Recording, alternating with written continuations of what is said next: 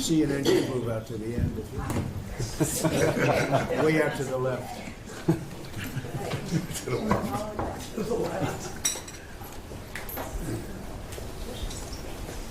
Are you able to get them all in the room? Are they in? Yes, sir. Are you okay? Thank you very much. We've had a tremendous 6 months, and we've had a tremendous 2 weeks, which now is, I guess, 3 weeks. And we have a tremendous group of people here that have done a great, unified, beautiful job.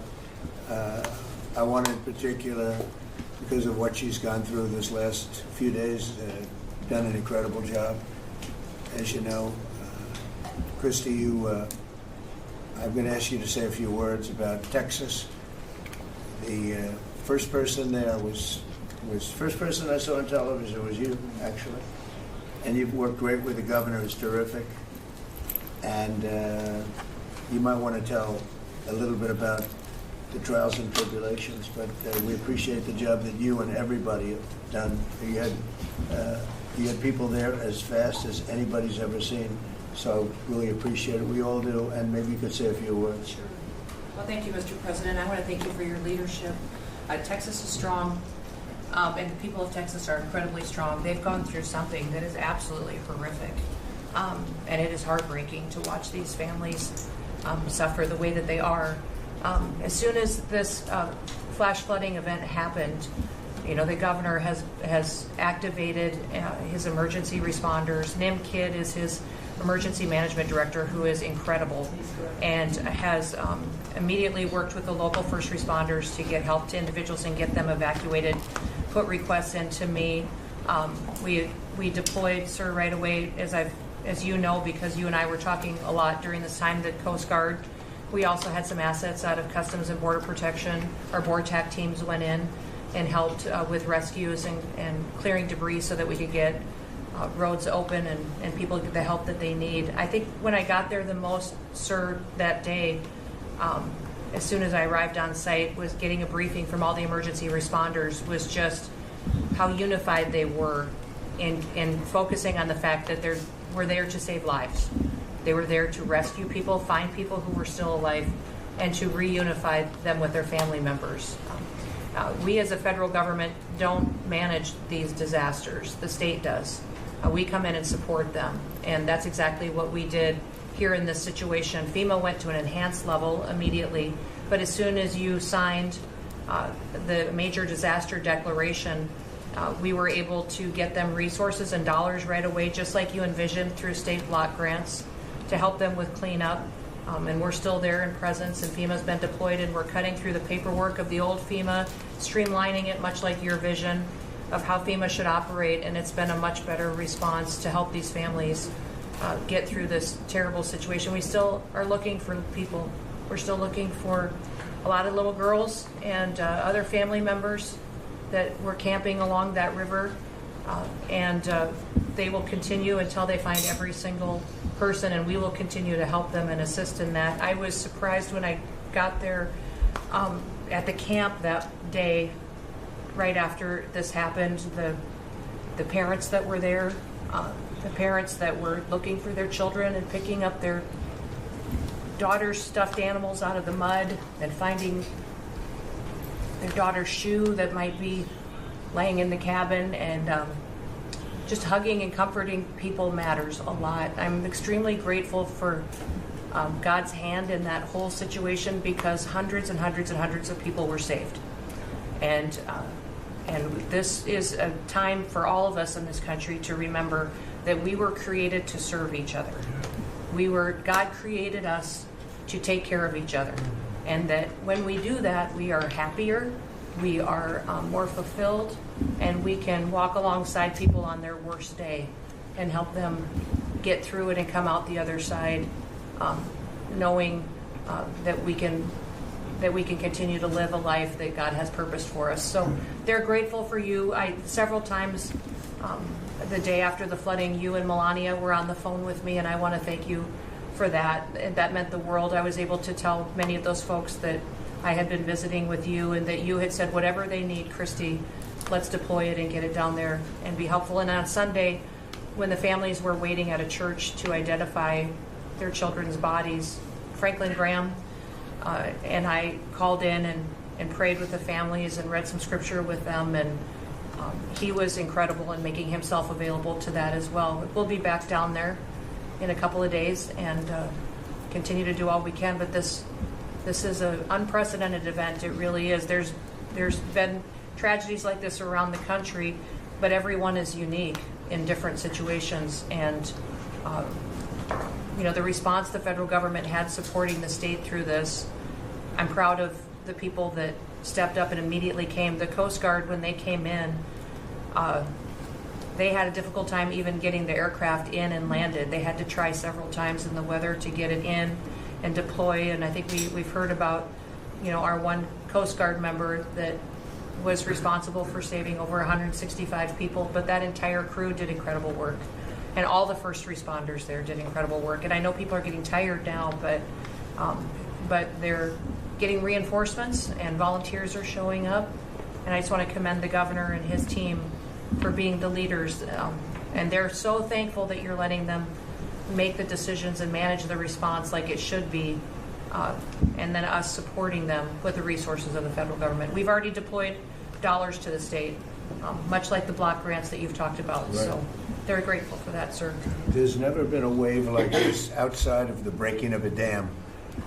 This was almost a wave that ended up being 30 feet high, more actually.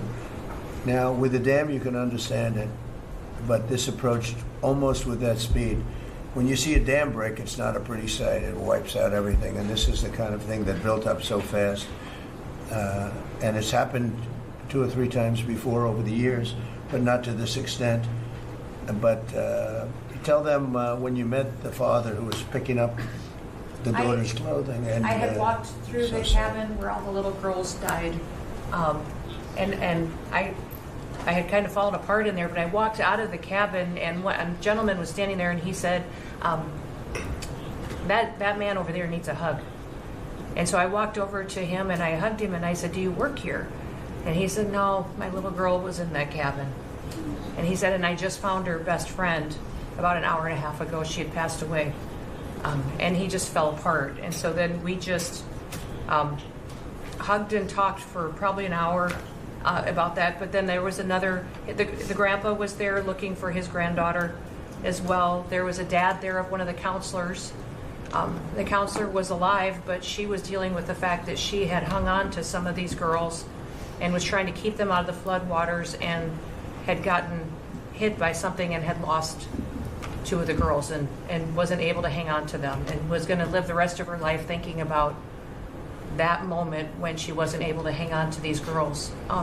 But these parents were picking up their kids' belongings out of the mud and throughout the camp and putting them in bags. And then one of the dads said, I knew 50 of these girls here.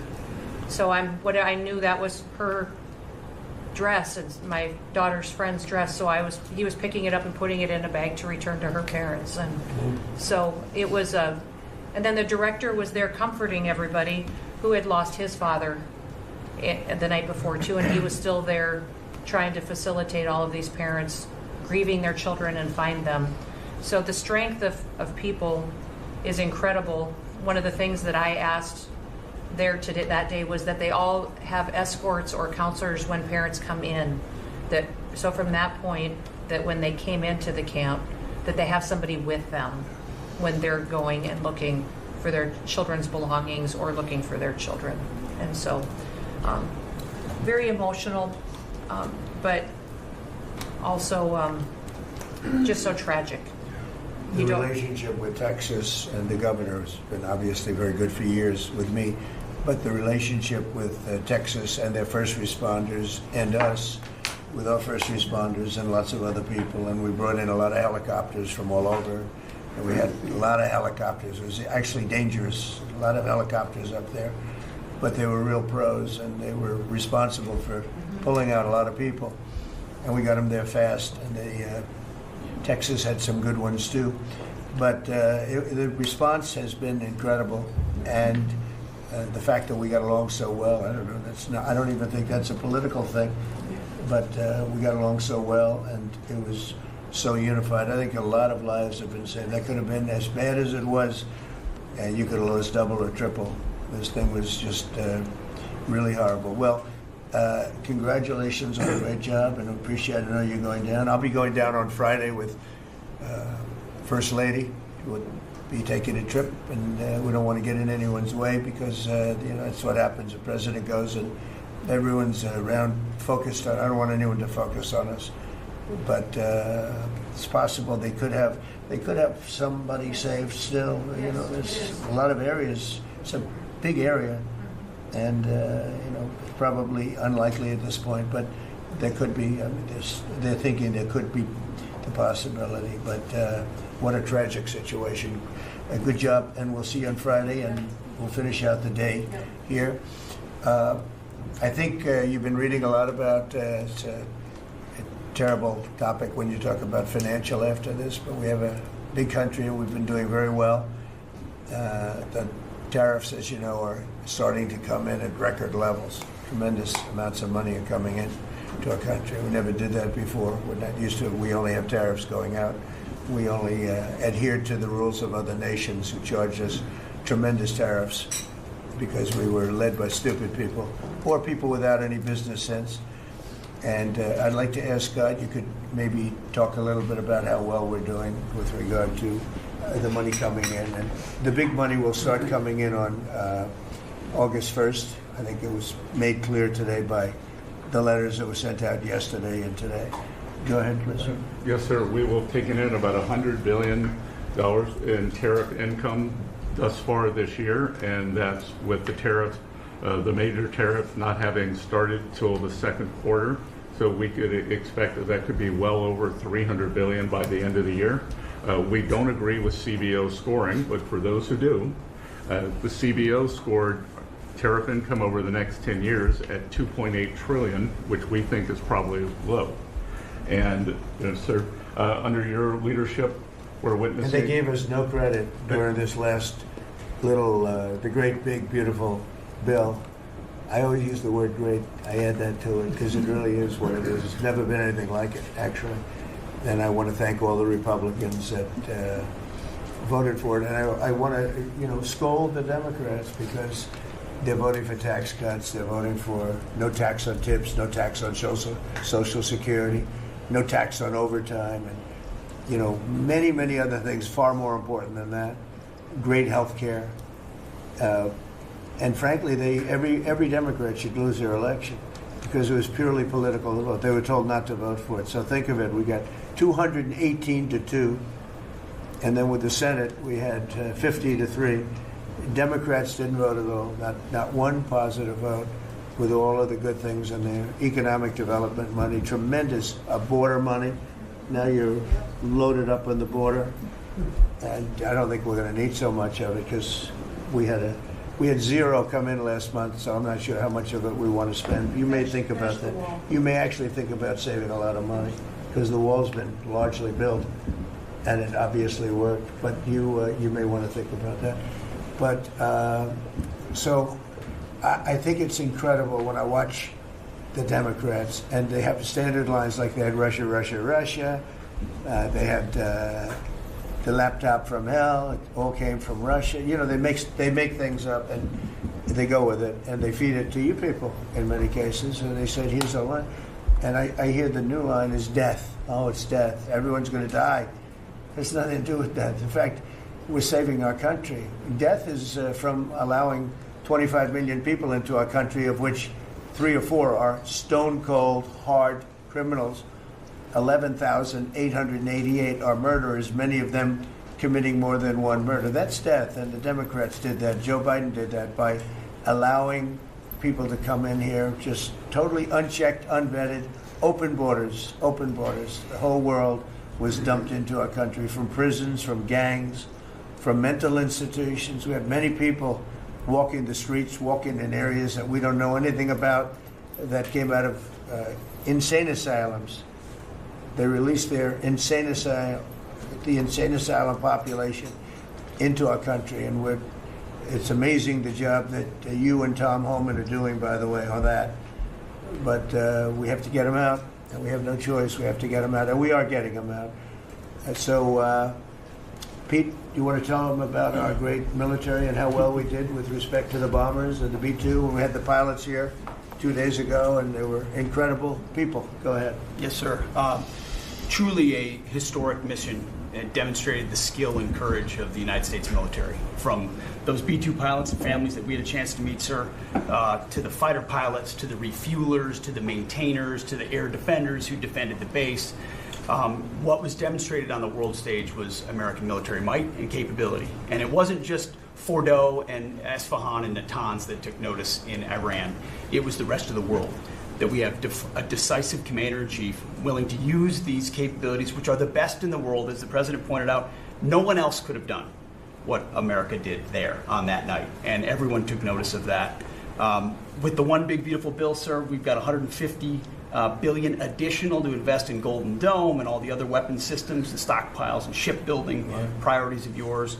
Another month, another historic recruiting bump. It's not just the Army and the Marine Corps anymore, it's the Navy, the Air Force, and the Space Force, all historically ahead of where they've ever been. So historic spirit inside the military. We had a chance to be at NATO, Marco and I, and see how the world responds to us saying it's time for you to shoulder the burden and take the lead for your continent. That only happens with President Trump leading, and we're proud to be a part of what's going on at the border, sir. With now a fourth national defense area where we're helping get to that number 0 and securing the border. But that mission, Operation Midnight Hammer, re-established deterrence. It reversed what happened in Afghanistan. You saw the debacle of what Biden allowed to happen in Afghanistan and what that did to our image.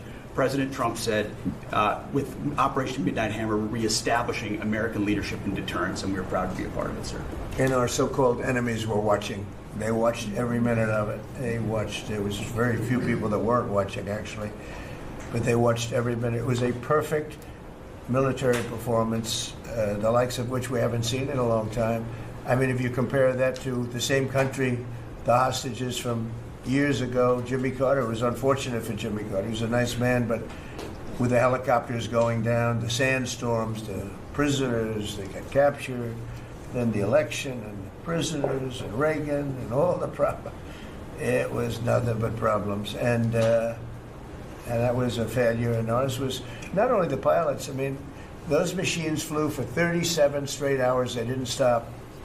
They went skedaddle. You know the word skedaddle? It means skedaddle. They dropped the bombs, and somebody said, skedaddle. Let's get the hell out of here. And every bomb hit its mark and hit it incredibly. And as you know, the Atomic Energy Commission said it's gone. That place is gone. We had a lot of fake reporting, mostly from CNN, where the scammer writer, a writer for CNN, who should be fired, by the way, she was involved with the 51 fake intelligence agents, if you remember that. She did that story, created a story out of it. She created a story out of the laptop from hell, saying it came from Russia, but it actually came from Hunter Biden's bedroom, or worse. Just a scammer, and she's still at CNN, which is pretty amazing. But we'll ask you a question about her. But they came up with this concept that maybe the attack wasn't that good. Maybe it, and I saw it happen right after the attack. I saw this person on CNN. I like to watch the enemy. You learn from the enemy. And I watch because you have to know where they're coming from.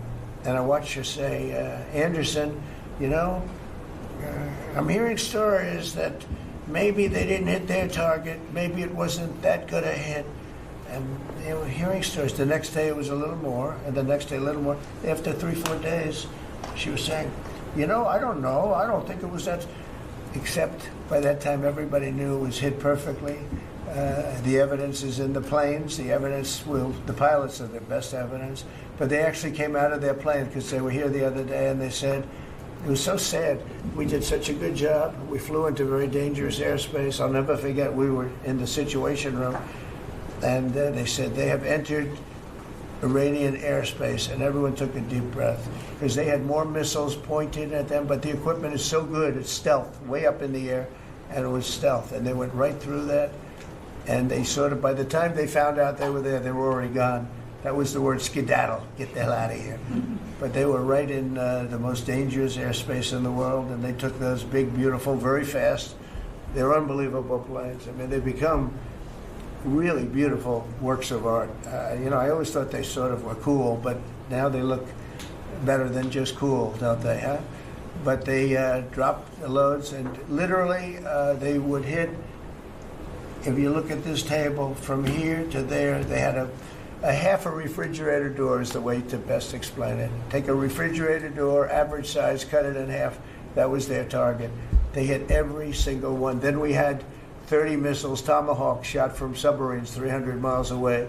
Every one of them hit their target. It was a perfect mission. Then they came back, almost 37 hours. Every plane worked perfectly. The mechanics were here too. I said, you got to get the mechanics here. We didn't have any problems. If you remember, they had a lot of problems with the helicopters, but they did fly through a dust storm, which they shouldn't have done. Sometimes you say, let's go back and try it on a nicer day. Dust and sand don't work well with helicopters if you know much about helicopters, but that was a horrible embarrassment to us. Then we had Afghanistan, which I think was the most embarrassing moment in the history of our country, and we would have gotten out. I was the one that got them down. I would have kept Bagram, the big air base, which right now is controlled by China, one among the most powerful runways in the world, thick with concrete and steel. Anything could land, and right now they were 1 hour away from where China makes its nuclear weapons. I was keeping it. Outside of that, we were leaving, and I would have been out faster than them, but we would have gotten out with strength and dignity. Instead, that was the most botched up mess I've ever seen. They left all that equipment behind, and every year they have a parade running down some third-rate street with the equipment. It's supposed to be Fifth Avenue. It doesn't work. But with all that equipment that they left, they should have taken every ounce of it. I was taking every ounce. I said every screw, every bolt, every nail you take out of there. And Millie said, I remember one time, sir, we're better off leaving the equipment. Why? Well, it's cheaper. I said, cheaper? You mean it's cheaper to leave a $150 million airplane rather than flying it into Pakistan or India or someplace, or just flying it straight home? It's cheaper. Yes, sir. That's when I knew he was an idiot.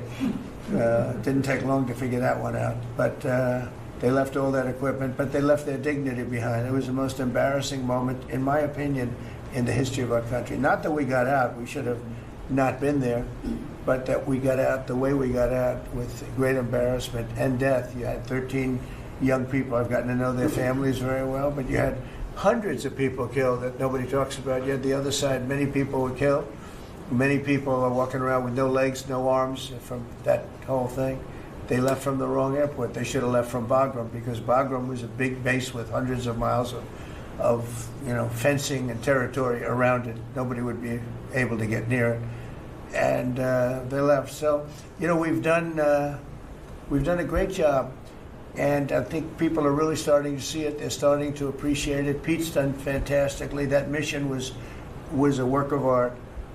And I have spoken to some of our perceived, I don't know if they're enemies, but they're perceived as being potential enemies.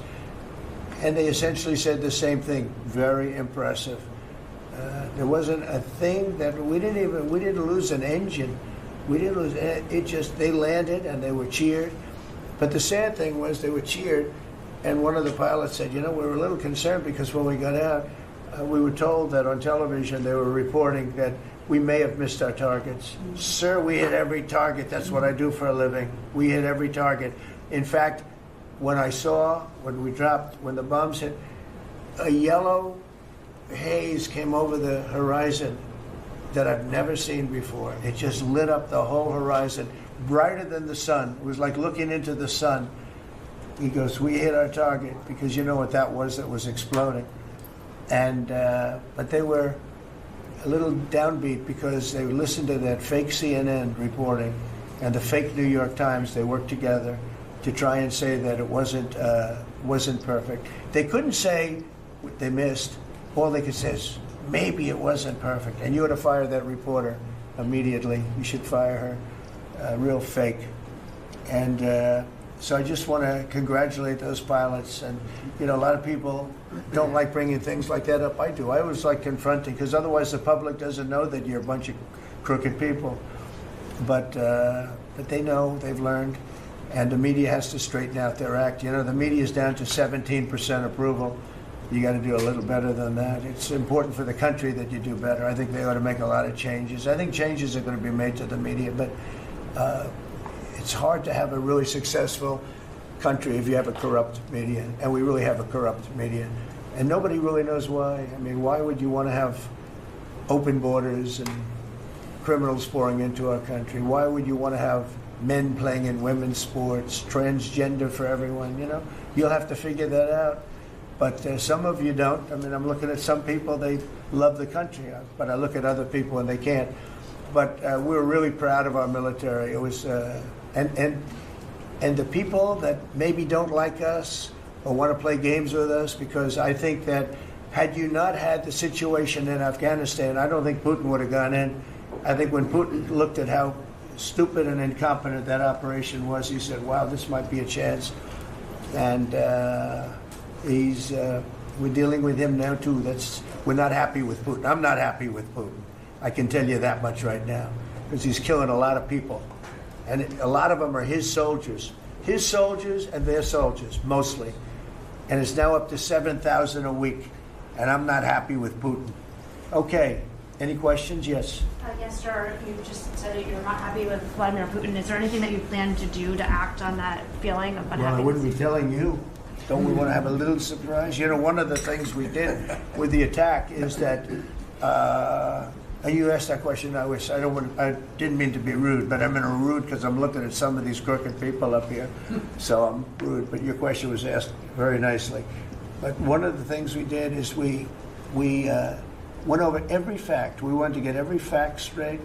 We wanted to have the distance straight, the number of pilots straight. Everything had to be correct, because we want to be, this was a very important mission. If we failed on this mission, it was beyond the war that, you know, obviously we had with Iran and Israel, and a lot of hatred, a lot of years and years of hatred, centuries of hatred. People have never seen anything like it. So we wanted to be correct with all our facts. So, you know, what I was doing is just asking, it would be great if the media would be correct with their facts. That's all we ask for. So, go ahead. So finish it up. Oh, yes. Just returning back to Russia, if there's anything that you would signal about your displeasure with them. Well, look, I'm very unhappy with them. There's no reason for this. It's turned out to be tougher, but it's only tougher. And I will say the Ukrainians were brave, but we gave them the best equipment ever made. We gave them the anti-tank busters that knocked out tanks. I mean, you just aim them in the direction of the tank and the tank is gone. We gave them missiles, the latest and the greatest. They were able to shoot down a lot of things that would have normally wiped out. You know, probably would have been a very quick war. It would have been a war that lasted 3-4 days, but they had the benefit of unbelievable equipment. And Europe gave them to. We gave them far more, because Biden shouldn't have done that. He should have equalized. We should have given them the same, or we should have given actually less than Europe. It affects Europe much more than us, but we're in there for over $300 billion. Europe's in there for over $100 billion, but still, Europe gave a lot. And I will say this, the Ukrainians, whether you think it's unfair that we gave all that money or not, they were very brave, because somebody had to operate that stuff. And a lot of people I know wouldn't be operating it. They wouldn't have the courage to do it. So they fought very bravely. But we gave them the best equipment in the world. We make the best military equipment by far. There's nobody close. You look at other equipment from other countries, it's not even close. That's why everybody wants to buy our equipment. And that's why we're going to step up these contractors now that make it. And they're brilliant, but they make it too slowly. And we have to step them up, Pete, and let them make it at a much higher rate. Unfortunately, we have to do that. But if you look at our Patriots, if you look at our Tomahawks, if you look at our, well, what we do with tanks is, you wouldn't want to be driving a tank. You would feel nice and secure.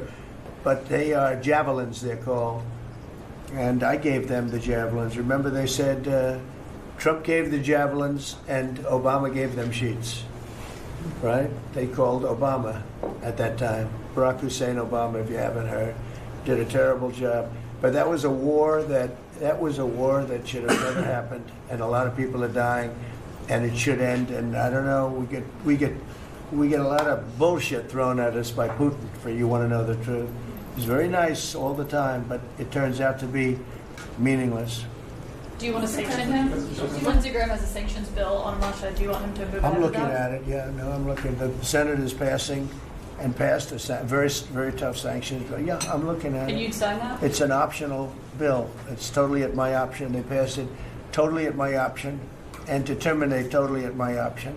And I'm looking at it very strongly.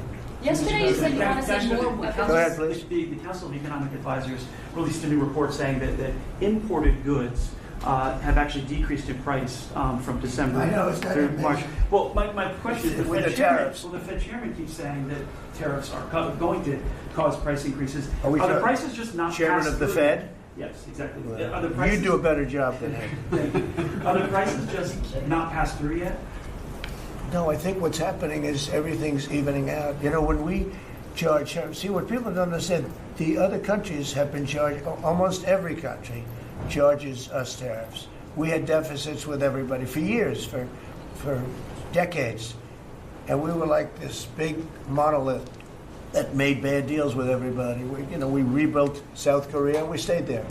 It's okay, we rebuilt it and we stayed there. And they pay us very little for the military. I got them to pay billions of dollars, and Biden then canceled it when he came in. I said to South Korea, as an example, we give you free military, essentially, very little. And I think you should pay us $10 billion a year. And they went crazy. But they agreed to 3. So I got 3 with a phone call. And I was satisfied. I said, but next year we have to talk. And then we had a rigged election, and we never got to talk. And you know what Biden did? They probably went to him and they said, listen, Trump treated us terribly, and we shouldn't be paying anything. And he cut it down to nothing. So that's what happens. It's ridiculous. That's the other thing. We're talking to countries about contributing to the military, not only just paying more in NATO, but contributing. We have 45,000 soldiers in South Korea. We have 45,000 soldiers in Germany, 52,000 actually. And, that's a huge economic development for them. That's tremendous amount. That's like having a city. That's tremendous money for them, and it's a tremendous loss for us. So we're talking, in a very nice way, we're talking to them about it. It's very unfair. We supply the militaries to many very successful countries. I mean, South Korea is making a lot of money, and they're very good. They're very good, but, they should be paying for their own military. President Trump, could I ask you a question about Jerome Powell as well, and then a question to the Attorney question General? about what? Jerome Powell, and then I have a question for the Attorney General. Jerome Powell, who you've been pressuring to lower interest rates, he's facing accusations of lying to Congress, which is a potential crime about the Well, then he opulent. should resign immediately. We should get somebody in there that's going to lower interest rates. Do you want congressional Why don't you Republicans to call look for into- his resignation? Do you want congressional Republicans to investigate and It's pursue? okay and with punish? me. I think he's terrible. I think, look, we're paying, I call him Too Late. T-O-O, Too Late, like Too Tall Jones for the Dallas Cowboys, right? Too late. He's always late. But he wasn't late with Biden before the election. He was cutting him like crazy. It didn't help too much, did it? But he was cutting him like crazy before the election with Kamala and Biden. He was trying to get them in, I guess. I don't know. He was recommended by somebody that worked for me. I like you better. If I could ask the Attorney General, Attorney General a question too, President. Sure. Your memo and release yesterday on Jeffrey Epstein, it left some lingering mysteries. One of the biggest ones is whether he ever worked for a American or foreign intelligence agency. The former Labor Secretary, who was Miami U.S. Attorney Alex Acosta, he allegedly said that he did work for an intelligence agency. So could you resolve whether or not he did? And also, could you say why there was a minute missing from the jailhouse tape on the night of the staff? Yeah, sure. If Hey, I Pam, could, could I just interrupt for Sure. 1 second? Are you still talking about Jeffrey Epstein? This guy's been talked about for years. You're asking, we have Texas, we have this, we have all of the things. And are people still talking about this guy, this creep? That is unbelievable. Do you want to waste the time, and do you feel like answering? I don't mind answering. I mean, I can't believe you're asking a question on Epstein at a time like this, where we're having some of the greatest success and also tragedy with what happened in Texas. It just seems like a desecration, but you go ahead. Sure. First, to back up on that, in February, I did an interview on Fox, and it's been getting a lot of attention because I said, I was asked a question about the client list, and my response was, it's sitting on my desk to be reviewed, meaning the file, along with the JFK, MLK files as well. That's what I meant by that. Also, to the tens of thousands of video, they turned out to be child porn downloaded by that disgusting Jeffrey Epstein. Child porn is what they were. Never going to be released, never going to see the light of day. To him being an agent, I have no knowledge about that. We can get back to you on that. And the minute missing from the video, we released the video showing definitively the video was not conclusive, but the evidence prior to it was showing he committed suicide. And what was on that, there was a minute that was off the counter. And what we learned from Bureau of Prisons was every night, they redo that video. It's old, from like 1999. So every night the video is reset, and every night should have the same minute missing. So we're looking for that video to release that as well, showing that a minute is missing every night. And that's it on Epstein. Mr. President, on the tariffs again, on August 1st, you've said it is the deadline. What incentives do countries have to negotiate? It seems that deadline keeps moving. It was April 2nd, now it's... We didn't move, no. It's always been August 1st, that's when we're paying. A statement was put out today, and I put it out just to make it clear. It wasn't a change, it was August 1st. We don't change very much. Every time we put out a statement, they say, he made a change. I didn't make a change. A clarification, maybe. No, August 1st they pay. And everybody pays. Everybody has to pay. And the incentive is that they have the right to deal in the United States. If they don't want to, they don't have to pay, and they don't have to deal here. But if they want to buy and make a lot of money and sell in the United States, they have to do that. If you go back and look at some of the good presidents, our country was the wealthiest, proportionately the wealthiest, from 1870 to 1913. It was an all-tariff country. We didn't have income tax. That came in in 1913. We had tariffs. And we had so much money we didn't know what to do with it. We had, we had a couple of presidents that were very, very strong. McKinley, I guess more than anybody, but he was the tariff king, but he was very, very strong. It's sort of sad. He made a fortune for this country, became very rich, and then Teddy Roosevelt went out and vice president, and he spent the money. And they said Roosevelt was a great president, and let's say he was a great president, but the money was paid by McKinley with tariffs. Tariffs are charged by other countries at levels that are ridiculous. And I call those other countries, and every one of them is willing to give us everything now, by the way, just so you know. Sir, we'll charge you no tariffs, nothing. We'll give you everything. We'll give you access to our markets. We'll give you everything. Is that a correct statement, Scott? Yes, sir. Howard, would you say that's a correct statement? Exactly correct. It's like they just don't, because they're very spoiled, because for years they ripped us off and we didn't have a president that understood it, or Secretary of Treasury or Secretary of a lot of different secretaries are involved, but certainly Commerce Secretary was, not doing their job. I don't know about Kelly. She's small business. We'll keep it that way, okay? Her small business is bigger than almost all big businesses when you add it all up. But no, they are very respectful of our country. But the incentive is that they have the right to do business with us. Without that, they don't have the right to do business. And that would be okay, too. And with the flurry of deals, will we hear in the next 24 hours, will we hear a flurry of deals? Yeah, we have a lot of them going out. But the deals are mostly my deal to them. We're picking a number that's low. We don't want to hurt them. And fair.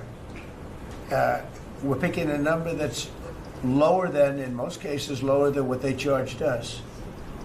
But it's amazing when you've paid all this money for years and they get one president that's a little bit different and a little tougher on this subject, and they're willing to drop everything they've been charging us for years and years. We have countries going, you don't have to pay any tariff to come in and do business.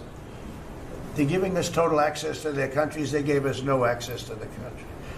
They'd say, you cannot go into our country. Okay, good. Now we will give you total access and you don't have to pay any tariffs.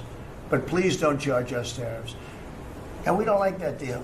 So the letters I send out are, we have made some deals. We can make a lot more deals. It's just too time consuming. It just makes it more complicated. And we can do things over the years too. You know, we're not hard line. But it's about time the United States of America started collecting money from countries that were ripping us off and laughing behind our back at how stupid we were. Okay? Thank you. Mr. President, Yellow? on the tariff issue, so you talked about India coming, but then a couple days ago you issued a new tariff threat to members of the BRICS countries for Yeah. if they aligned with anti-American policies. 10% charge. That would be India, Brazil, That's Russia, right, they have to pay 10% if they're in BRICS. Because BRICS was set up to hurt us. BRICS was set up to degenerate our dollar and take our dollar as the standard, take it off as the standard. And that's okay if they want to play that game, but I can play that game too. So anybody that's in BRICS is getting a 10% charge. Is that immediate, sir, or is Yeah, that pretty if soon. they engage in some behavior? Well, if they're a member of BRICS, they're going to have to pay 10% tariff just for that one thing. And they won't be a member long. I thought BRICS was, you know, I said this about a year ago, and it largely broke up. But, you know, there are a couple that hang around, but I thought it largely broke up. BRICS is not, in my opinion, not a serious threat. But what they're trying to do is destroy the dollar so that another country can take over and be the standard. And we're not going to lose the standard at any time. If you have a smart president, you will never lose the standard. If you have a stupid president like the last one, you would lose the standard. You wouldn't have the dollar as you. And if we lost the world standard dollar, that would be like losing a war, a major world war. We would not be the same country any longer. We're not going to let that happen. The dollar, you ever hear the expression, dollar is king? The dollar is king. We're going to keep it that way, okay? And I'm just saying, if people want to challenge it, they can, but they're going to have to pay a big price. And I don't think any of them are willing to pay that price. Does that jeopardize? Thank you, Mr. President. Are you optimistic about reaching the tariff deal with the European Union soon? Well, the European Union has been speaking to us, Ursula and the whole group, and they've been very nice. They treated us very badly until recently. Now they're treating us very nicely.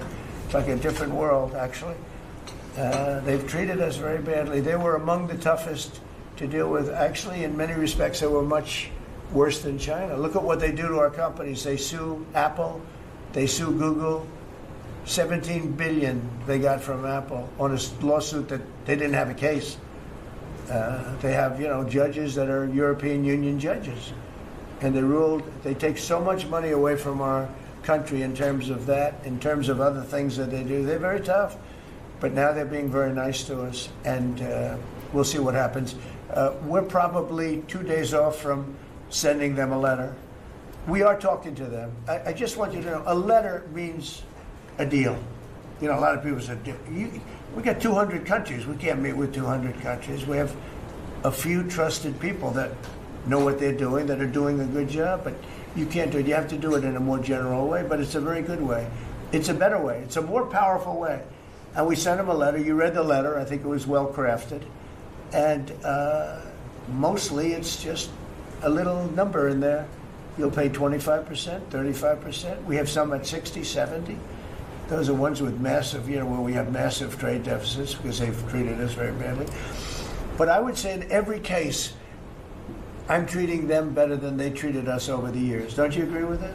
I do. I could have done much. I could have been much harsher. I don't want to do that. We want to have relationships, but in every case, they treated us far worse than I'm treating them. I'm treating them very good. I could go higher with the tariffs, but I don't want to hurt them. That's why when you just read it, you come up with the number. It's so incredible that prices are actually going down. Just so you know, when I got in, everyone said, "Oh, eggs are going through the roof." That was the first. I was in for about 4 days, and they started screaming at me about eggs. They said, "That's Biden's problem." I didn't know about eggs, but eggs went up about 5 times. You did a fantastic job, and we ended up shortly getting. In fact, for Easter, they said, "Go out and buy plastic eggs. You can't use real eggs." Well, we bought 200,000 eggs for the White House for the Easter egg hunt that we have at the White House, and there were eggs. We had the price down, and now the price is lower than it was before. We did a good job with eggs, but we did a good job with groceries. Our prices are down in this country. A big part of it's oil. The oil, you had a couple of places last week, you had $1.99 for oil, for gasoline. Nobody thought they'd see that. I want to get it lower if I can. But we've done a good job. You've done a very good job. Do you want to say a couple of words about that, you and Chris, about what's happening with energy? Well, absolutely, but I would say on the pricing side, President Trump, the fact that you've endorsed and supported a policy of energy dominance, that sends a signal to the market that we're going to have more supply. You talked during the campaign about inflation being a country buster. You've broken the back of inflation in 6 months, among all the other things you've accomplished. We have no inflation. And we've got, and then heading into the 4th of July, these were the lowest gas prices at the pump in 4 years. And again, for Americans, this is like hundreds of billions of dollars that stay in their pockets because we lower the price of gas at the pump. And when we lower the price of energy, it lowers the price of food. It lowers the price of the clothes you wear. It's the biggest thing. It's the biggest thing. It's like a big tax cut. When you get energy down, every 50 cents is like a massive tax cut, and we've gotten it down much below that. You know, we had great energy, great low prices, everything else. When the election turned over, I'm trying to be nice about it. It turned over, shockingly, but nevertheless it happened. Energy started going up, and it went up really bad, and then he went back to the Trump policy. The problem was they didn't know how to do that, and he lost it. He lost that sucker. That big sucker was out of control, and his energy prices went way up, and that's what caused it. But it was also stupid spending. They spent money like, they used to use the term drunken sailors, but I won't use that term. Although it is very descriptive, I won't use that term. I refuse to use it. But they spent money at levels that nobody had ever seen before, and trillions and trillions of dollars wasted on the Green New Scam. Greatest scam in the history of our country, other than maybe Russia, that might have been. But the Green New Scam was the single greatest scam in the history of our country, and continues to be, but it's weakened badly. It's hobbling along because people are finally getting it. But they spent trillions of dollars on the Green New Scam, getting nothing for it. Devised by a couple of young people that weren't even good college students, you know? Not even good students. Check out their marks. Can you clear something up, Mr. President, on what you said last night? Not for CNN. You said you want to send Not for CNN. Go ahead. In the last jobs report, Mr. President, in the last jobs report, the manufacturing jobs actually lost 7,000 jobs. When will the investments that you've been talking about have an effect Well, on they're manufacturing? building the plants now. About 7 have started. We're going to have hundreds started within a short period of time. Lee Zeldin, who may be the most important man in this room, I'm sorry, but he's the one that gets the permits, whereas he's the one that has to get the permits for the plants and the factories, and permits that used to take 5 years, he's getting in record-setting times. AI, we're leading China a lot in AI, and if we go with this, you know, I'm allowing the plants to build their own electric. I'm allowing them to become an electric utility, so they can produce their own electricity, because we need double the to be successful with AI, which is the biggest thing now. We need double the electricity that we have, which is hard to believe. We need even more than that. And they're building plants with their own electricity substations. They don't have to use the grid. And anything they build extra, they're putting into the grid. So we're supplying the grid with brand new electric sources. And you know, it's funny, when they came to see me, they never even asked for that. I told them about it. The reason they didn't, they thought that was an impossibility. You're not allowed to build your own electric. These are massive investments that are being made in building electricity for their plants. And they're going to have, I think, Doug, a lot of electricity left over. And that electricity is going to be passed into the grid and give us no more, you know, like you look at California.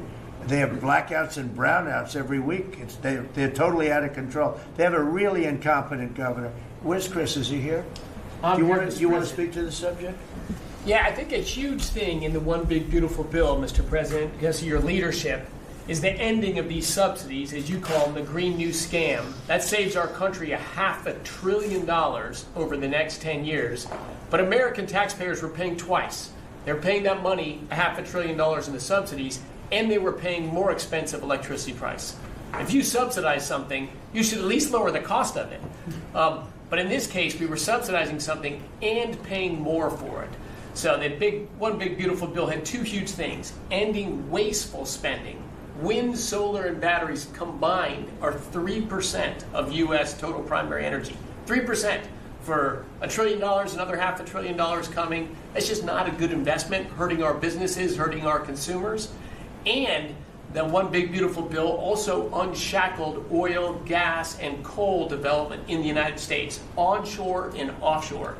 Secretary Burgum has been working tirelessly on how, by getting the government out of the way, private businesses will develop more resources in the United States, lowering costs for American consumers and making much better leverage for the United States to help our allies abroad and reduce the power of our adversaries abroad. So just a huge win on the energy front all around, and I thank you for your leadership. We're setting records now on energy, and there'll be nothing compared to what they'll be in about a year from now, but we're setting records. And wind is a very expensive form of energy. It's very bad for your beautiful surroundings, the plains and the valleys, and the birds are dying all over the place. You know, the whole thing is a disaster. They're almost exclusively made in China. Not that I have anything against China, because I don't have a great relationship with President Xi, but I asked him, how many wind farms do you have? He makes them, but they don't have a lot of wind farms, I'll tell you, very, very few. And wind is tremendously expensive and is very ugly. And if you own a house that's inside of a windmill, your house is worth less than half. And you hear noises. And interestingly, in New England, you probably read, where for 50 years they had 2 whales washed up. 50 years. And last summer, they had 14 washed up. Now, I'm not saying that's the wind farm that was built, but maybe it is, right? Probably is. It's tremendously expensive, and it can only be done with subsidy. You know, I know a man that's in that business, and one of the biggest in the world actually runs a company that builds these stupid windmills. And he said, I hate the business because it's the only energy where you need subsidy.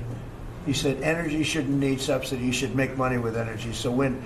The other one is the solar, those big solar fields. They're taking our farmland. Our farmers are like mortified by it. They hate it. It's very, very inefficient and very ugly too. You know, probably better than a windmill, but you go around and you see all these things that are 3 miles long by 3 miles wide, and you say, what the hell is that? And it's a lot of plastic from China. It's plastic, black plastic from China.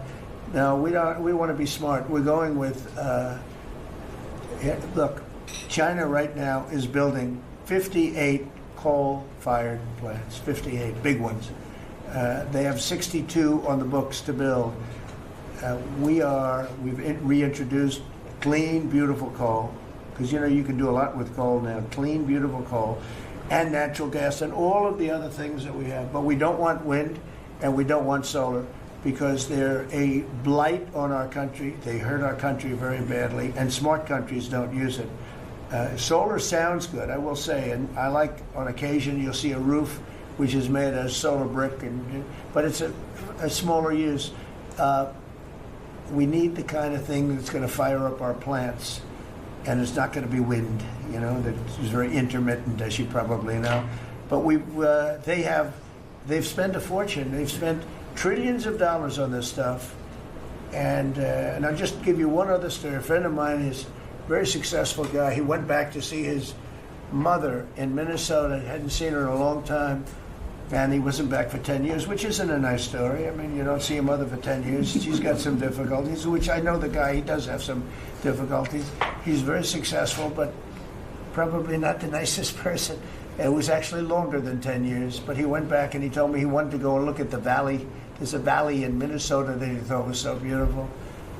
And I hadn't seen it in a long time. He's driving along the road. He said, oh my, I'll use the word gosh, oh my gosh. He said, oh, he said it looked like a junkyard.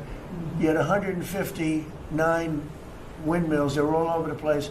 Some were old, some were newer, different companies, different shapes, different sizes, different colors. Many of them were terminated meaning closed. You can't take them down because the environmentalists don't let you bury the blades because they're made out of a fiber they say is bad for the earth. So they want you to put them up, but they don't let you take them down. But many of them were turned off. He said it looked like a junkyard. Go to Palm Springs, California, and take a look at that pile of junk. And you go into a wealthy neighborhood. Before you get there, you have to ride through hundreds of windmills that are, most of them are turned off. They're rotting, they're rusting, they're 30 years old, 20 years old.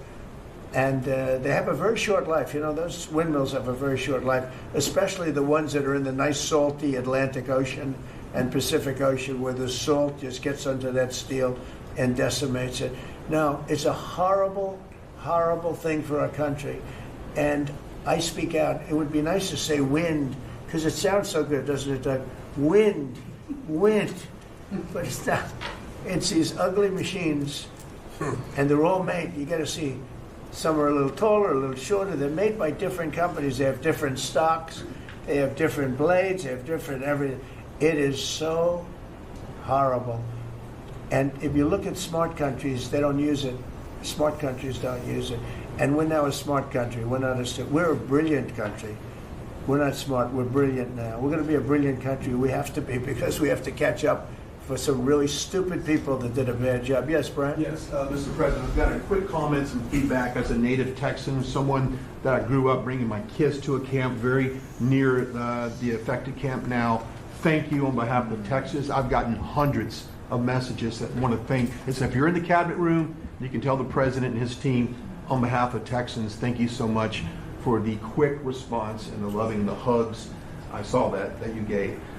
Two quick questions. I saw a Palestinian senator. His name is Schumer. He's a great Palestinian. No, he's a Palestinian. He's become a Palestinian. He's abandoned the Jews. But I saw him say, it's Trump's fault. Yeah, that's right. It's Trump's fault. He was actually, do you ever see John Lovitz, The Liar? Where he goes, yeah, I went to Harvard. That's right. This was Schumer. He goes, yeah, it's Trump's fault. That's right, it's Trump. I actually saw that stupid guy try and blame it on me, and I said, man, that's a tough one to take.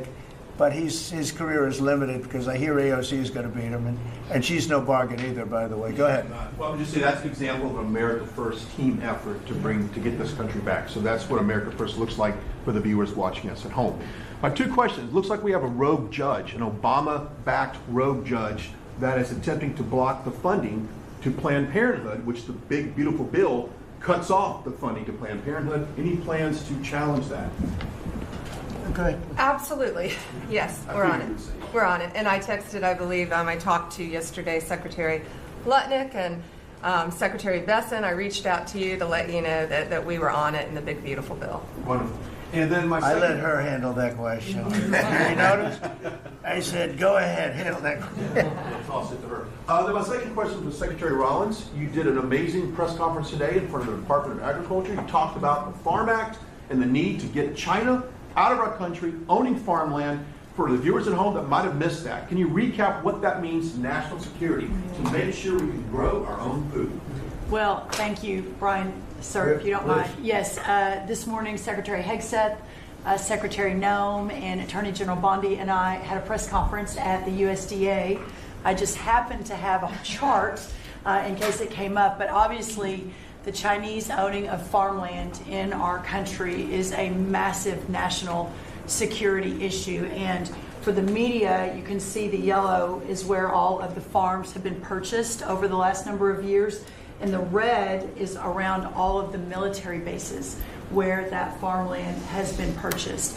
So this is a massive national security issue. The press conference this morning included 3 of our greatest governors as well, Sarah Sanders from Arkansas, Jim Pillen from Nebraska, and Bill Lee from Tennessee.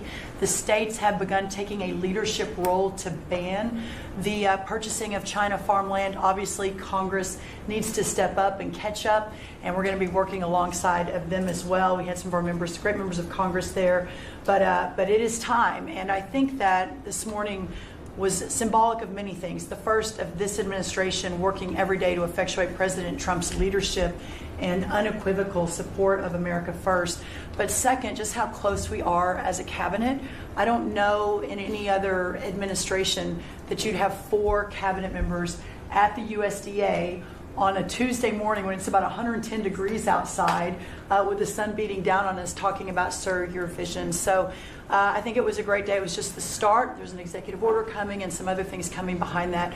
But protecting America's farms isn't just about protecting our farmers. It's also about national security. So that's what we discussed this morning. I do want to say that I think we have had a really good relationship with China lately, and we're getting along with them very well.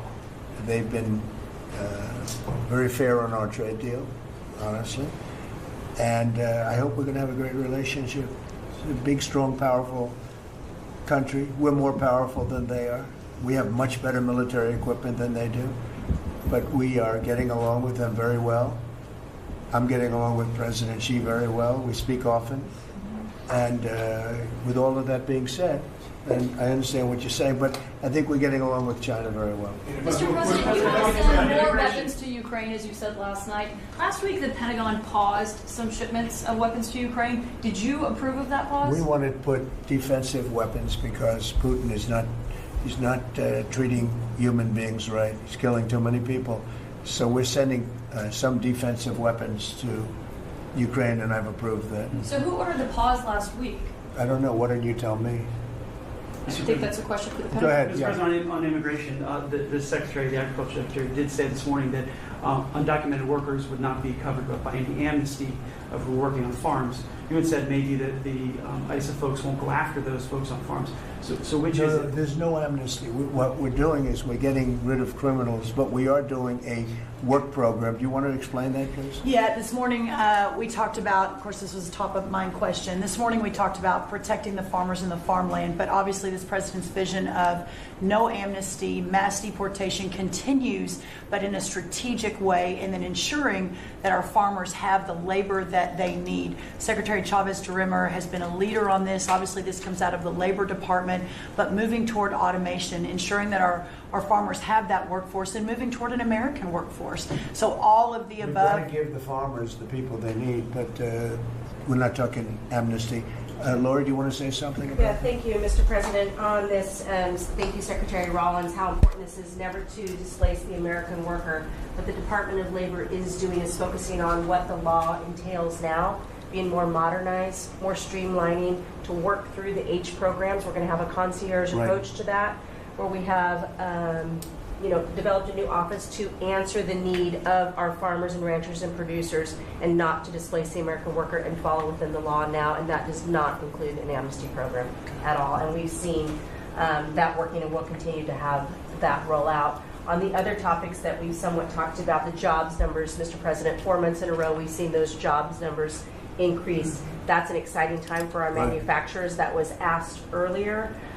We know it's going to take some time, but through that deregulation process that Lee and I are working on as well, the Department of Labor has rolled out 63 new deregulations that we're going to be moving through. In the first Trump administration, it was successful with over 30. We've just rolled out 63 new ones in order to double down on those manufacturing companies, to let them know that we have signaled through this process that we will assist them in getting the workforce that they need. It's an exciting time. That one big, beautiful bill, that was the signal to my former colleagues in Congress to get this done. It's been an important time. I spent time on the ground visiting 7 states in 9 days prior to that bill being passed, because it was the most pro-worker piece of legislation that we will ever see really in this country right now.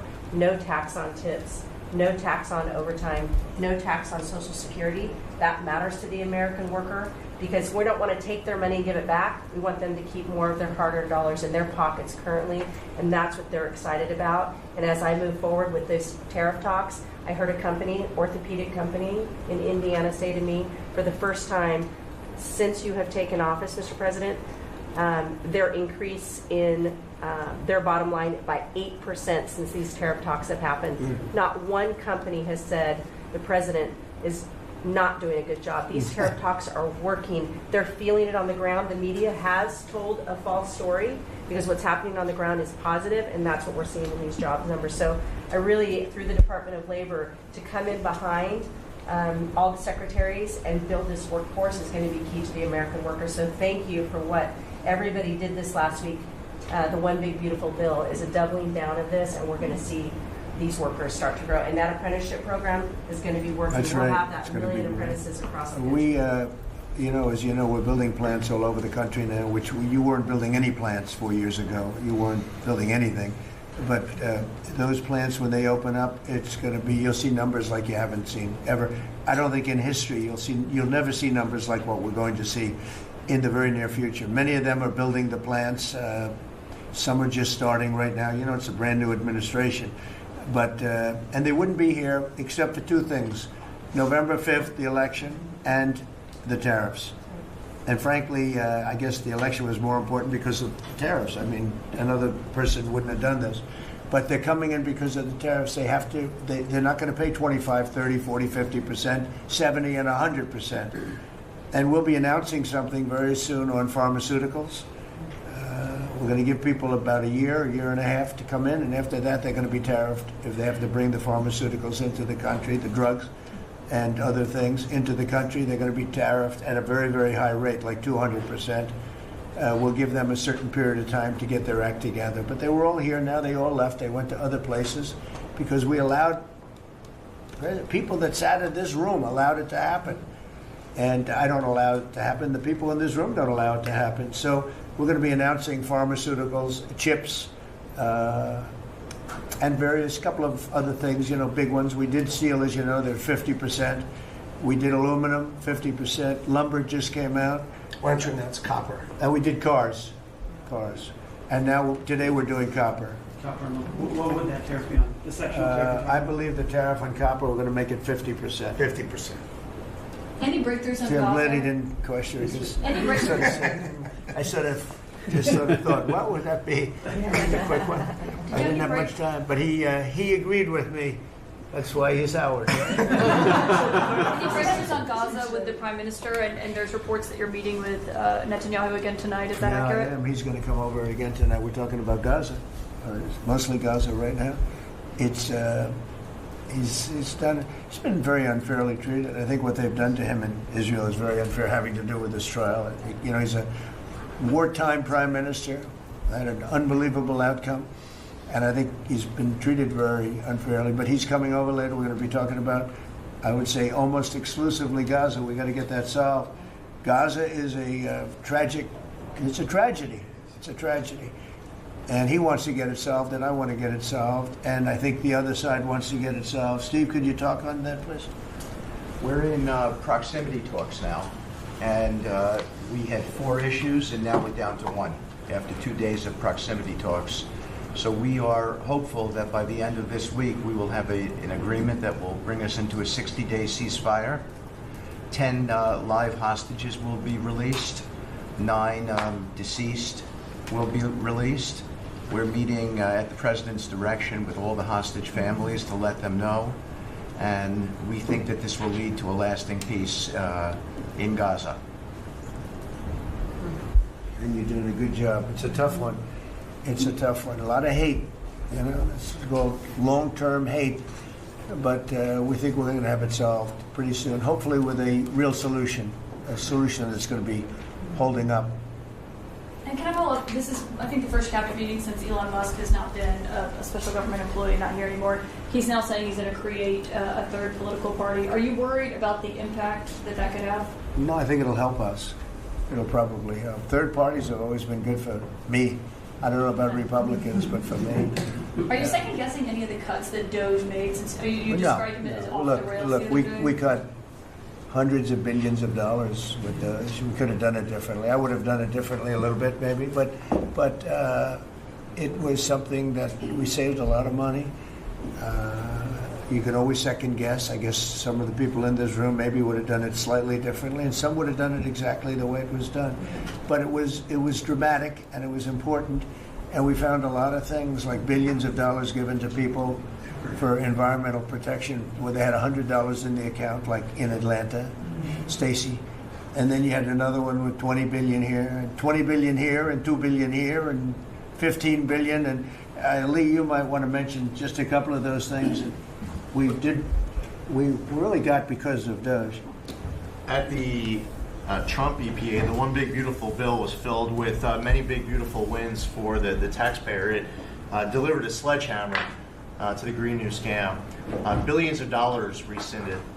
So it's a big deal for the American taxpayer who sees money go through pass-throughs that are filled with self-dealing and conflicts of interest. They see unqualified recipients. They see reduced agency oversight, and they want accountability with their tax dollars, and they got it. So in the example of the Stacey Abrams connected NGO, they received $100 in 2023. They got $2 billion in 2024. They had to complete training on how to develop a budget that was put into their grant agreement.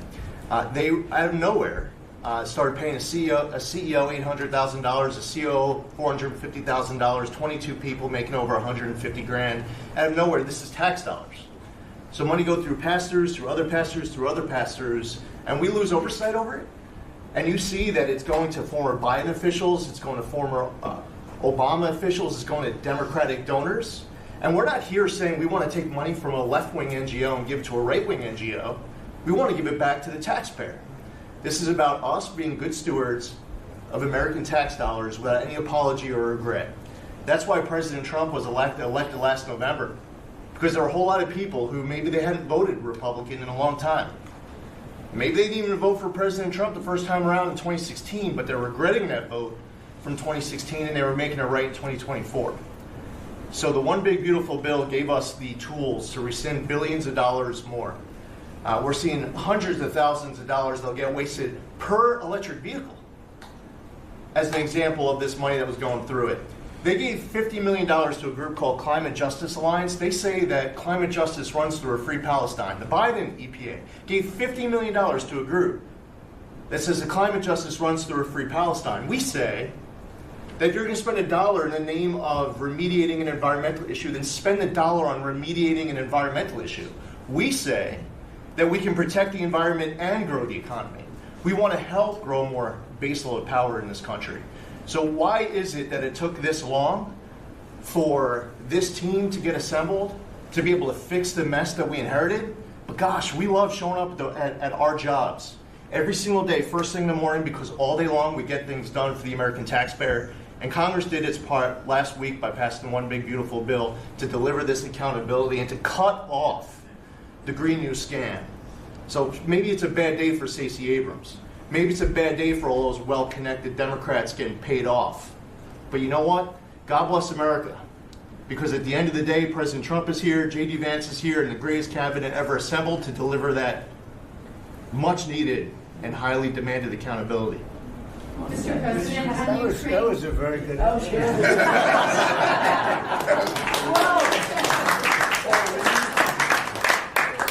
And that's from the heart.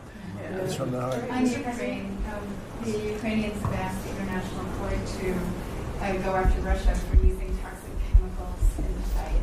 Germany and Germany and the Netherlands have had intelligence saying that. What does U.S. intelligence believe, and what do you believe about the use of chemical weapons? And would you agree that that's a case for the court? Well, I'd ask John maybe to discuss it if you'd like, John.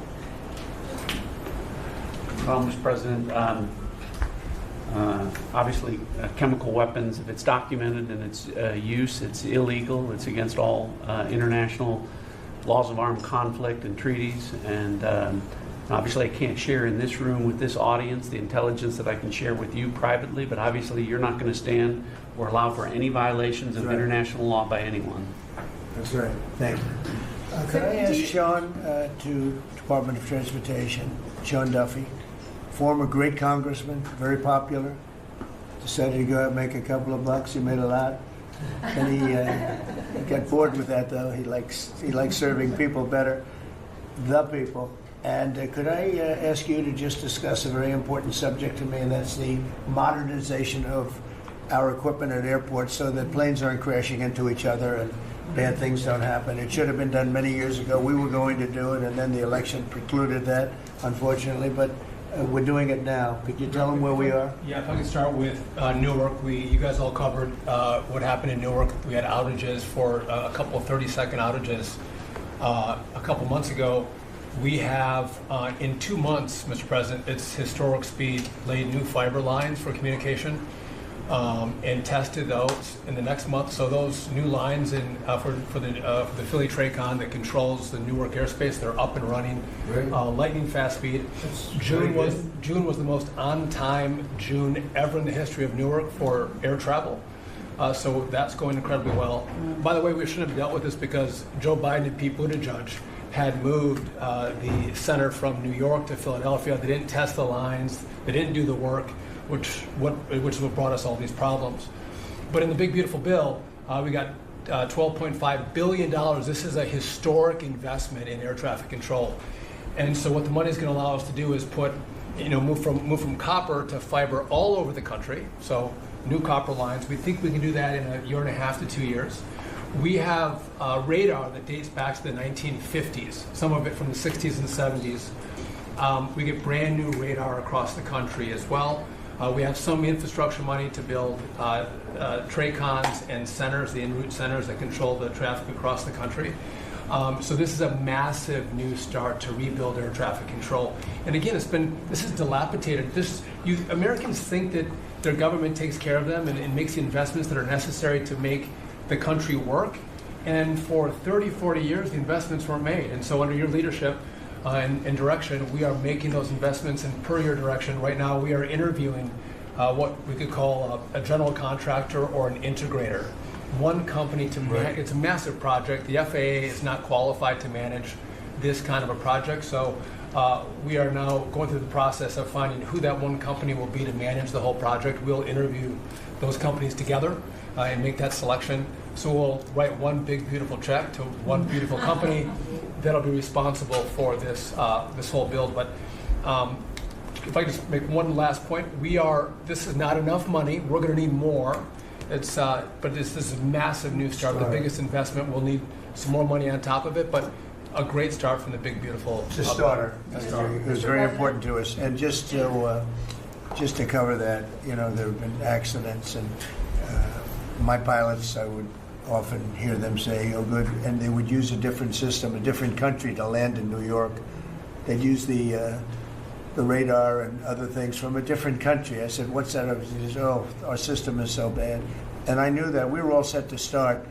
And Blue Edge came in, and what they did was so crazy because they hooked it copper into fiber, into steel, they had all different systems. They had hundreds and hundreds of contractors, different contractors for different airports. They spent billions of dollars, and they made the system worse because you can't hook copper into fiber. It doesn't work that way. You just can't do it. It's not doable, but they tried to do it. Didn't work out too well. And in the end, it was just a complete disaster. We want to have one great company. Now, Raytheon's going to bid, IBM's going to bid. We have 5 or 6 bidders that really are good and do this stuff.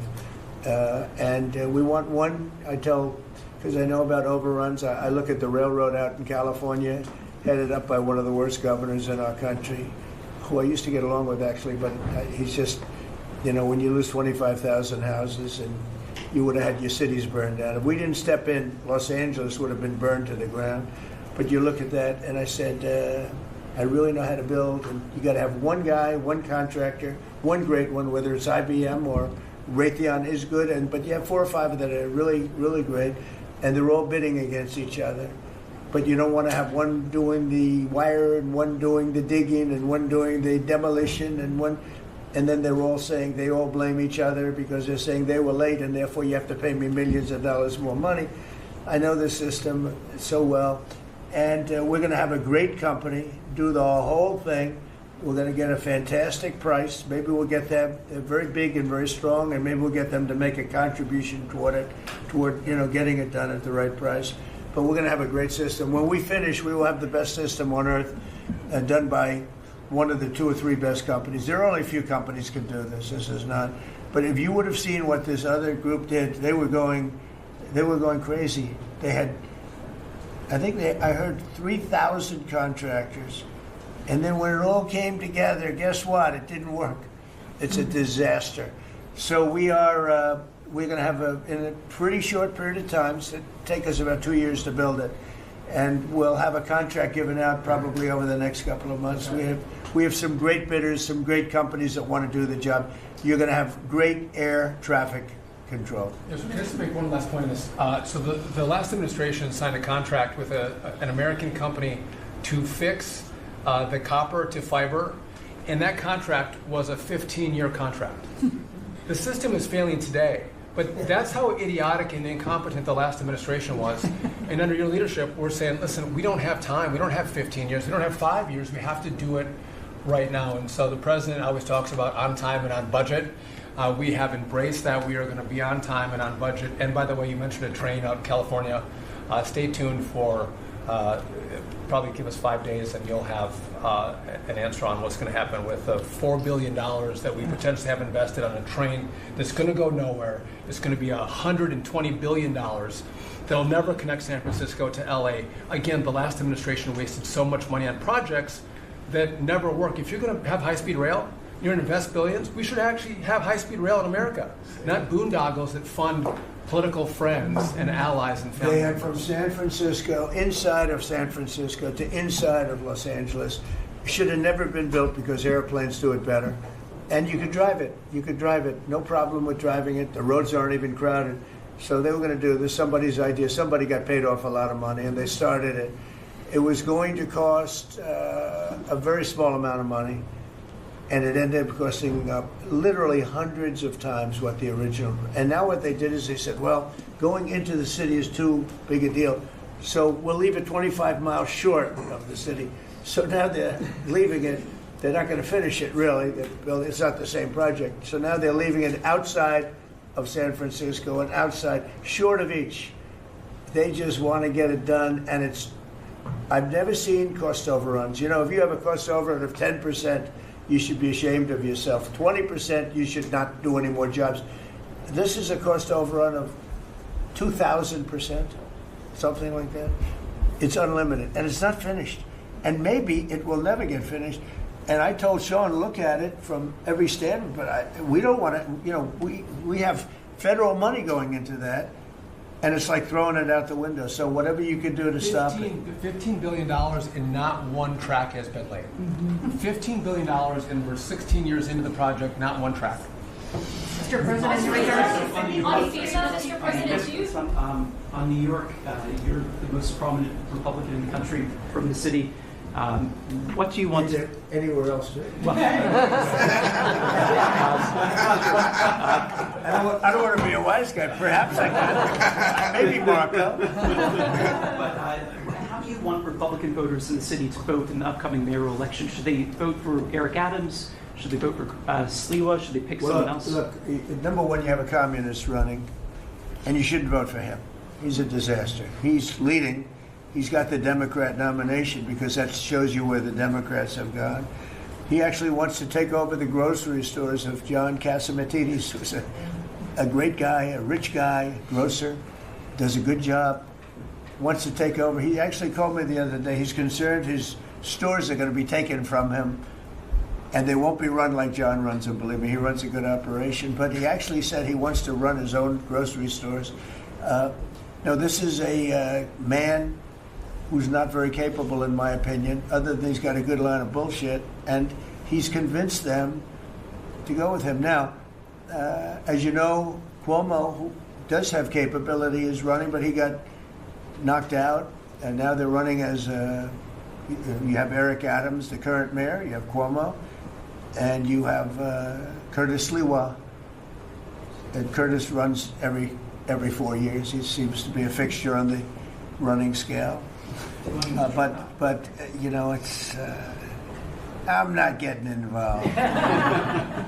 But I can tell you this: I used to say we will not ever be a socialist country, right?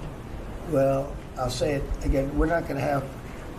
if a communist gets elected to run New York, it can never be the same, but we have tremendous power at the White House to run places when we have to. We could run D.C. I mean, we're looking at D.C. We don't want crime in D.C. We want the city to run well.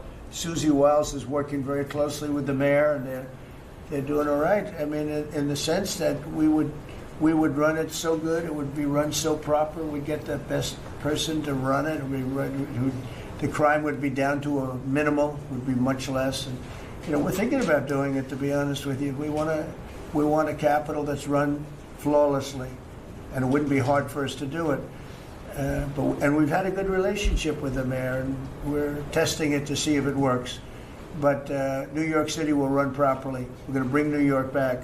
I love New York. You know, I loved New York for a long time. Then we had a bunch of crooked people in there. You have an attorney general who's a total stone cold crook, New York State, Letitia James, a total crook. All they do is want to go after political opponents. They do what's ever expeditious for them. She's the one that took out Cuomo because she wanted to run for governor, and then she ended up getting 1% of the vote. She polled at 1%. She dropped out, went back to attorney general.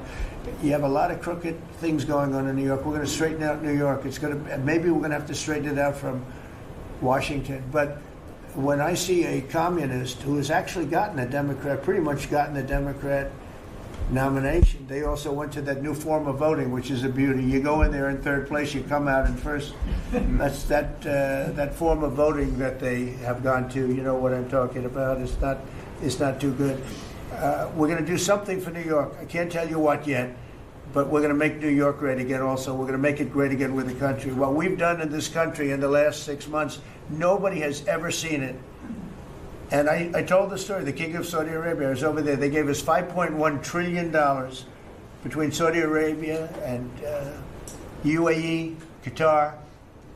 3 stops, $5.1 trillion coming into our country as an investment, biggest investment ever made. And it's all going to good stuff. I mean, all real, big, good stuff. Energy projects, big, big things. But they all 3 told me essentially the same thing. We thought your country was dead, and now you've got the hottest country in the world. We're right now riding the hottest country. We are, and you can all be proud of it. We're in the hottest country. This is the hottest country in the world. There's nobody close. Made hotter by some great pilots and great machines that nobody else has. Those great, big, beautiful machines, they rode those machines right into the toughest territory. And nobody knew what the hell happened. And then they hit their targets perfectly, and it was complete and total obliteration. And that's why that war ended, Steve. They told me that's why the war ended. The war ended when they saw that, it was over. And we're very proud of it. But we have the hottest country in the world right now, from a country that was close to dead. And if I didn't win, if you would have had the other person win, we all know who she is. Whether it was she or Biden, they're the same. He may have been more competent than her, and that's hard to believe, right? But if you had that ideology in, I don't believe you would have had a country anymore. I think you would have had a country that was broken up. But we had a dead country. Now we have the hottest country in the world, and everybody knows it, and everybody said it. Mr. Vice President, do you have anything to say? Well, thank you, Mr. President. I just want to say that I'm very proud of the whole team. I think everybody has worked together. You see Pete and Marco and Steve working on some of the diplomacy, Christy and Pam working on the border. We just have a really, really solid team, and we've done a lot of good work. And in particular, I want to congratulate the White House staff, led by the President, on getting the One Big Beautiful Bill passed.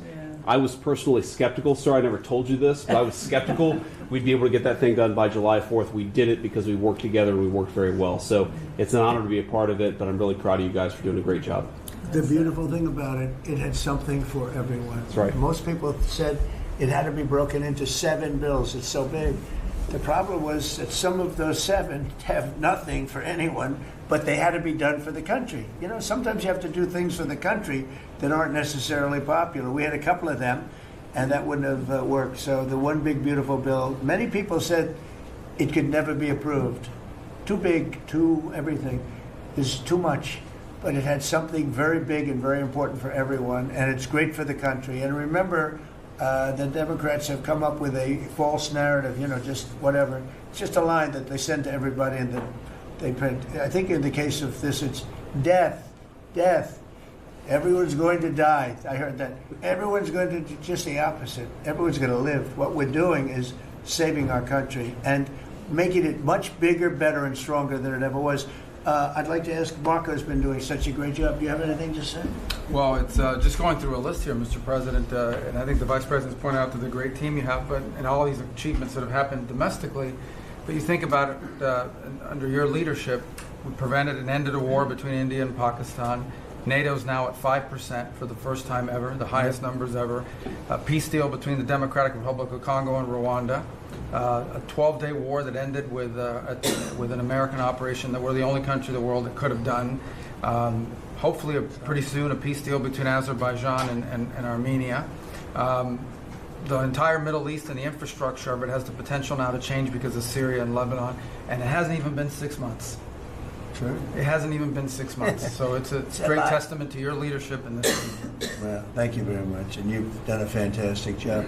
Could I just ask Linda, she's involved in so much, she's so talented and so good, and she's working on a couple of little things like Harvard, who was given $5.5 billion over a short period of time. We caught him on that one, that's crazy, but you're working on so much, you want to bring education back to the States. How are you doing? Well, absolutely, and thank you for the opportunity. I think on the big, beautiful bill, what we saw, was school choice, that's finally on a national basis at the state level, but there are opportunities now for scholarships, more and more of them for kids who are in family schools. It's going to be a big turnaround. I think one of the biggest accomplishments we had over the past week was University of Pennsylvania with the Title IX ruling that Leah Thomas was stripped of her title. Riley Gaines and Paula Scanlon and other women who have stood, so strong against men and women's sports. And when you put out the executive order, that just solidified it and gave them the opportunity. So those are a couple of really, really big wins, and thank you for that opportunity. And how are you doing with Columbia and Harvard? We're negotiating hard. I think we're getting close to having that happen. It's not wrapped up as fast as I wanted to, but we're getting there. Okay, good. And you've done a fantastic job. Thank you very much. You've been a good team. Yep, team you have a great team. Around this table, a lot of people have helped with that. That's right. Thank you very much. Maybe just in closing, we spent a lot of time, effort, very little money on this room. This is called the Cabinet Room. It's been here for a long time. And it had some pictures that were not many of them and not very good ones. And I actually spent time in the vaults. The vaults are where we have a lot of great pictures and artwork. And I picked it all myself. I'm very proud of it. That's Andrew Jackson, great Andrew Jackson.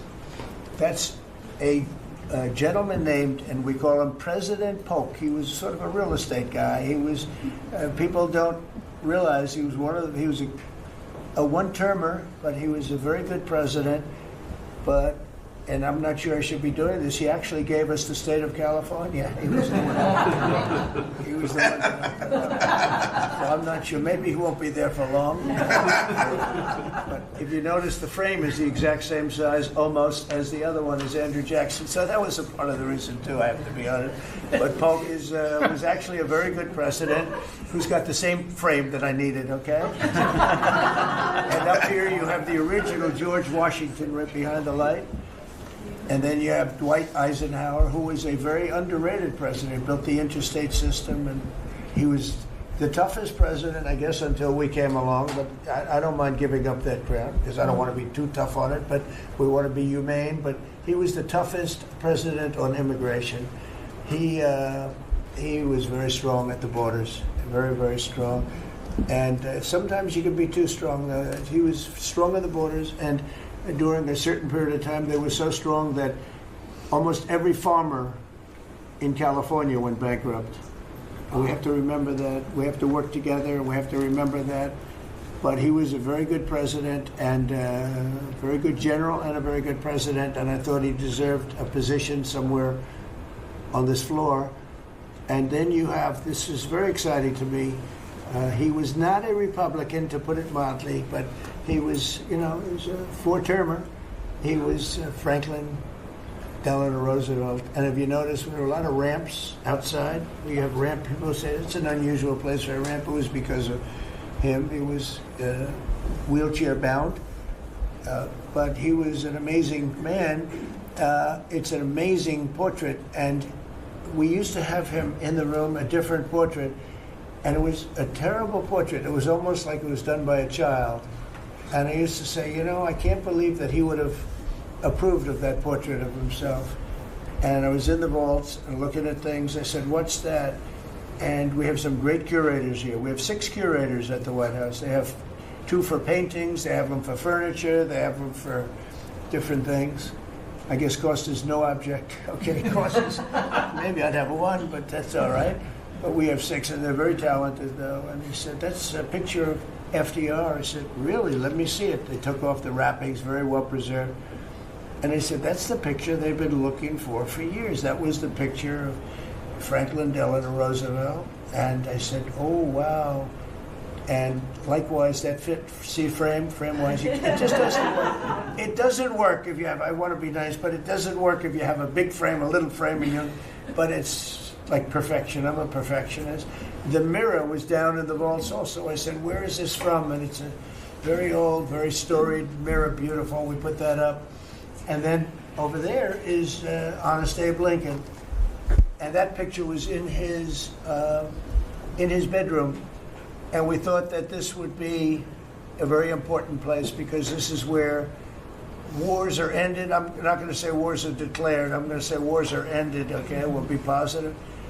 And that's the picture of Abe Lincoln from his bedroom, sat in the bedroom for many, many years. That was his favorite picture of himself.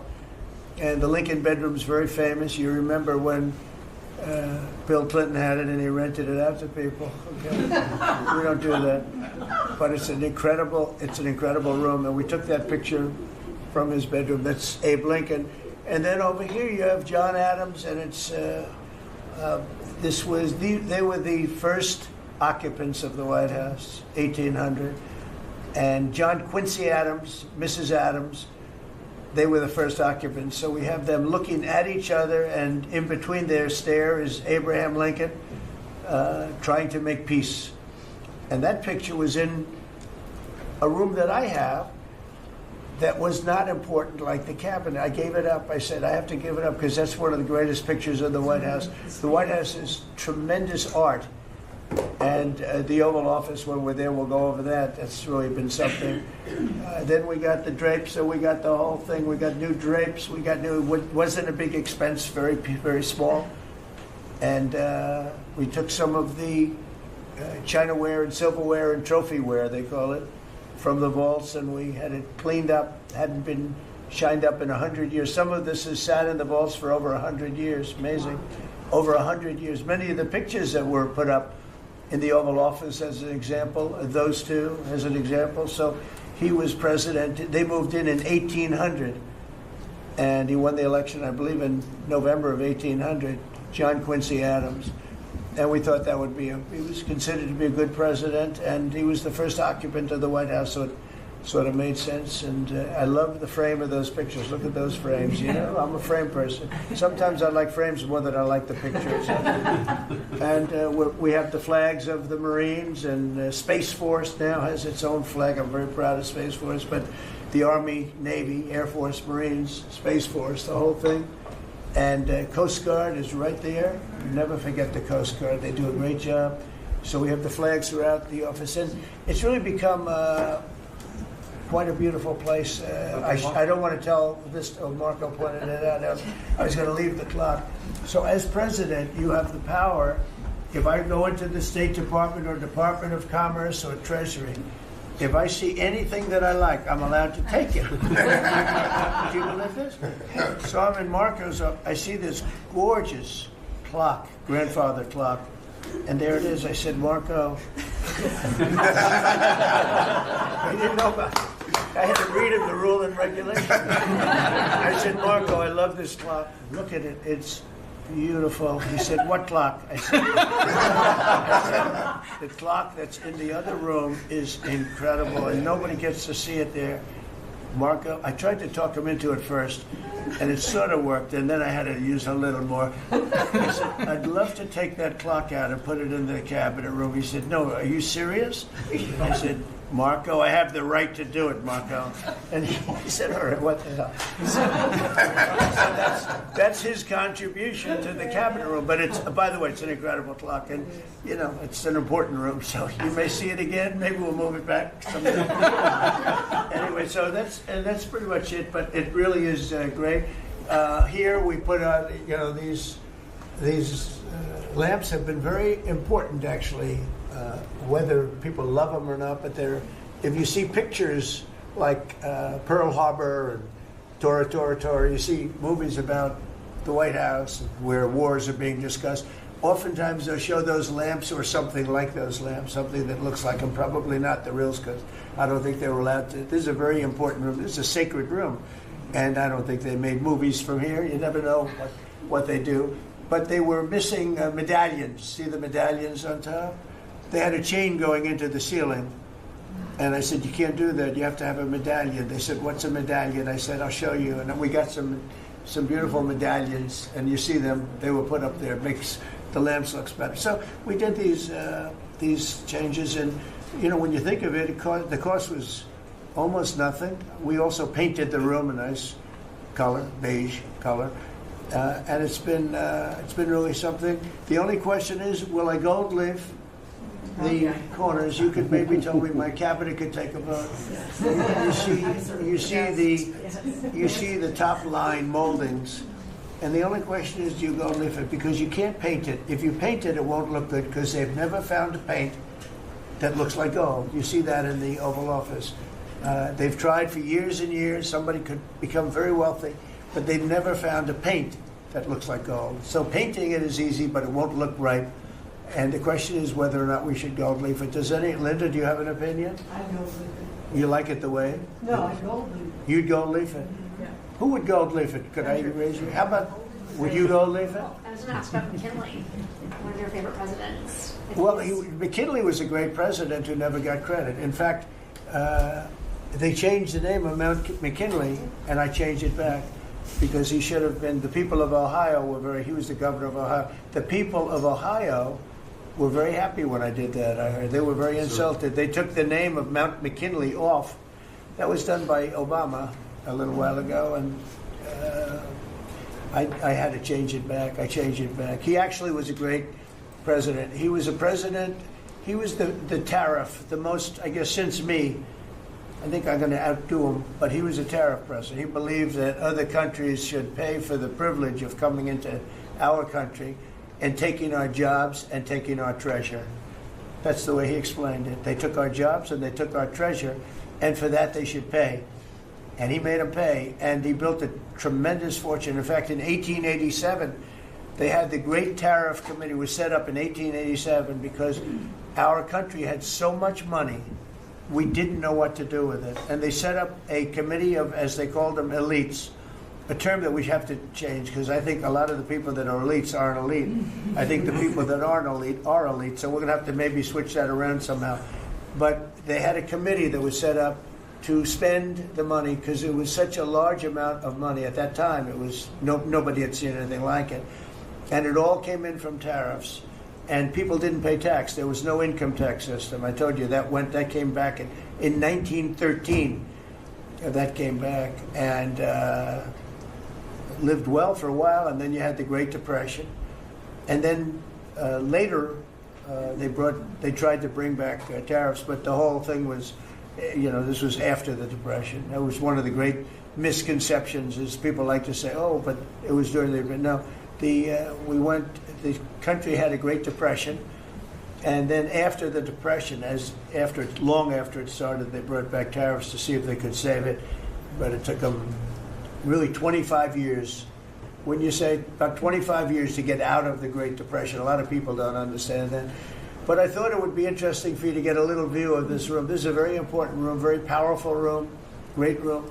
And we've done similar, but even beyond this, in the Oval Office. We brought back pictures of some of the great presidents. Many of them were in the vaults for over 100 years. Originals all, beautiful, beautiful things. And rather than sitting in a vault downstairs for 128 years. I thought we should display that, and we did that, I think, in a really good way. We've gotten very high marks. But it's interesting. People walk into that room and they look around the room. They don't even want to talk to me. They could look at it for hours. It's funny when people come into the Oval Office. It's such an incredible. It's a sacred place. When people come into the Oval from the biggest people in the world, presidents, prime ministers, kings, queens, one case at least, queens, and the biggest business people in the world. They walk into that office and they always say there's no place like this in the whole world in terms of the power. I mean, it's beautiful and all, but there are other beautiful offices. You have businessmen that have offices that are, full floors of office buildings, floor-to-ceiling glass, and they walk in there and they say, there's no place like this anywhere in the world. There's no place. And, it's what it represents maybe more than the physicality of the room itself. So it's an honor to have you all, media. It's an honor to have you. I just want to say we have a fantastic cabinet. Every one of them is a star in my book. And if they're not, I'll let you know about it. I'll throw them to the wolves. I'll throw them to the wolves in 2 seconds because our country comes first, right? But I just want to thank you all for being here. It's been a lot of fun. Thank you very much, everybody. Thank you.